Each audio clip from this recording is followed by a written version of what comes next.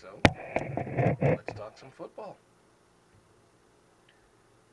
So, the three Fwant teams this week in pro football. We'll talk about them in a second. But we're going to talk about some other NFL issues before we get to that. Issue one, first of all, got to give DAP to Cam Newton as he continues to impress the National Football League brass and fans around the country. We have not seen a rookie this outstanding probably ever.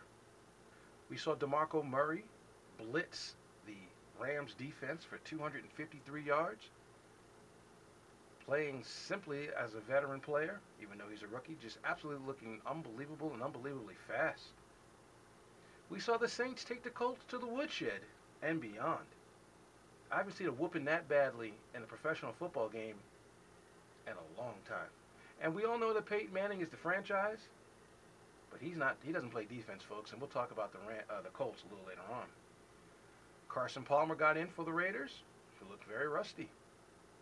Thank God they got a bye week so he can improve. And Christian Ponder was impressive in his first start, though it was against the Green Bay Packers, whose defense, still is not playing great. They had a chance to actually win that game. So, got to give him dap for doing what he did. And to Mr. Gabbert, good old Blaine has won his first game for the Jacksonville Jaguars. So we congratulate him on getting his career off to his first win against a Hall of Fame defense. And the final good, the news around the league, of course, is Terrell Owens trying to get back into the league. Terrell Owens is a study in who not to upset. When you burn all your bridges, this is what happens to you. Someone will pick them up someday, but for no one to show up to his workout shows, don't burn your bridges, because no one's going to help you rebuild them when they're burnt. So let's talk about my three teams. And the first team, of course, is the Houston Texans. Houston went into Tennessee and beat Tennessee so badly that players on the Houston team said that Tennessee quit. And in fact, I want to address that real quickly. I think professional football players need to shut up after you win. You win, go home. Nobody wants to hear what you have to say unless you're going to talk about what you specifically did in the game. But we keep hearing that now. That's becoming the new phrase around football, whether it's Matt Barkley talking about how he felt Notre Dame quit in the USC game. And this week, a lot of the Houston Texans players basically said that Tennessee quit. And we'll talk about Tennessee a little later on. But for Houston to win this game without Andre Johnson, throwing the ball to Owen Daniels and other fringe-type receivers, shows that Matt Schaub gets it, and this team is not going to use any excuses, that they understand that this is their time to take over this division while Peyton Manning is in recovery. The second team of this week, I got to give that to the Jets, Jets. Once again, Darrelle Revis made a play in the game that impacted the outcome of the game. And it's funny because a week ago, I guess back in New York, he was talking to Mike Francesa, who was one of my favorite sports radio broadcasters on FAN. And I guess Francesa was making a joke about, or maybe I was making a joke, but he was telling Revis that it was pass interference, which led to his 100-yard touchdown interception. And Revis was like, click.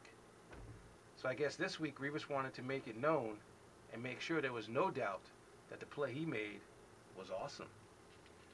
The Jets are still not playing 4 quarters of football on both sides of the ball, which is hurting their chances to, get people to start talking about them seriously. But, there's still 10 more, 8 more, 9 more games in this season. They can catch the Patriots if they play better. And also a big shout out to Plaxico Burress, catching 3 touchdown passes. He came into the game with only 2. I guess he and Mark Sanchez are starting to get reacquainted. But the story of the week in the National Football League, you guessed it, folks. His name starts with a T, and his last name starts with a T too. We're talking about Tim Tebow. Tim Tebow is probably going to become either the most hated man in the National Football League or one of those guys that you either love to hate or love to love. Because every game he plays, you can't turn away from. He was absolutely abysmal through the first 55 minutes of the game. He completed only 4 passes. He had some rushing yards, but they had no points, and he was doing nothing. And the funny part about this game was it was a day in which the Florida Gators were being honored for winning the national championship with him as quarterback. So it was like Tim Tebow's Disneyland day. But then, as the music is playing right now, the music of a gunslinger, the music of the hero riding in on his horsey, Mr. Tebow got on his horse. Probably got popped in the mouth 1 time too many. He was sacked 7 times.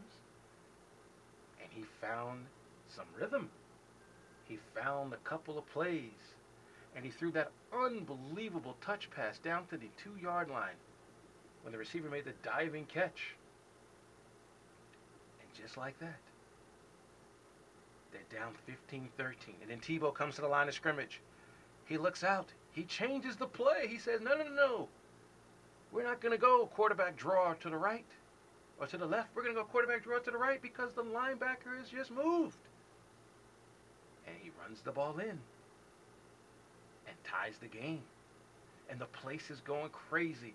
And then the Dolphins get the ball first and overtime do nothing. The Broncos do nothing. Then the Dolphins get the ball again. And Matt Moore goes back to pass. And Long Beach Poly's DJ Williams, or is he modern days, I can't remember which one, he went to high school out here, sacks Matt Moore and strips him of the football. The Broncos are in field goal range, and yes, Tim Tebow comes onto the field. They only get 3 yards. But then Matt Prater, can he kick the field goal? The kick is up. It's good, baby. The Broncos win. Do you know that in both Tim Tebow's victories as a starting quarterback, they've been 4th quarter unbelievable comeback wins? Maybe he should have been a Raider, because Al Davis would just say, hey, baby, just win, baby. And now this week, Denver gets to play Detroit. Tebow and Matt Stafford get to renew their rivalry in college. And Ndamukong Suh and Tim Tebow, supposedly great friends, get to go after each other. Can't wait for the sequel.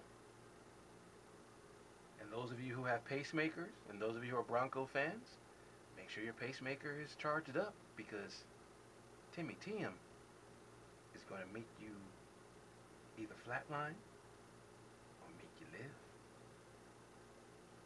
Some more good. College football. Did you see the end of the Michigan State-Wisconsin game? Wisconsin was dominant in the first quarter, up 14-0. And then all of a sudden, Wilson gets sacked for a safety. Okay? Michigan State all of a sudden gets energized, and then they jump all over Wisconsin. They score 29 points. They're up 31-17 going into the 4th quarter. And then Russell Wilson got hot again. And they tied the game with like 11 seconds to go. So now the Badger fans, the Wisconsin nation, is fired up. So they're thinking, okay, we'll just go to overtime. Sounds good, right? Then comes the Hail Mary. I hear Tom Jackson in the background screaming, knock it down! They try to knock it down. They knock it into the arms of Michigan State's receiver, who was a quarterback, actually. And then he's struggling to get into the end zone, and he does! Touchdown, Spartans! Oh, my gracious! Unbelievable. And then Oklahoma. Texas Tech's defense couldn't stop me and 11 people on the street. But for some reason, every single time, and I watched the tape of this game that they showed at ESPN Classic the other day. wide open receivers dropping passes that will get first downs. And then they lose. The preseason #1 team is gone. And so is the Heisman Trophy for both Landry Jones and for Mr. Wilson. Some more good. How about Luke Donald? I know golf is not at the forefront of people's minds because Tiger is not playing, but Luke Donald was 5 shots off. And Luke Donald only came to America last weekend because he's trying to become the first player to win both the money prize in the American Golf PGA and the European PGA. He's down 4 shots with 9 holes to play. Comes back and wins the tournament and wins the PGA Tour money. And also will be the PGA Player of the Year. Huge shout out for getting it done. And we'll be back on 89.7 KLES FM. Hopefully we can resolve this phone situation and take some calls after this.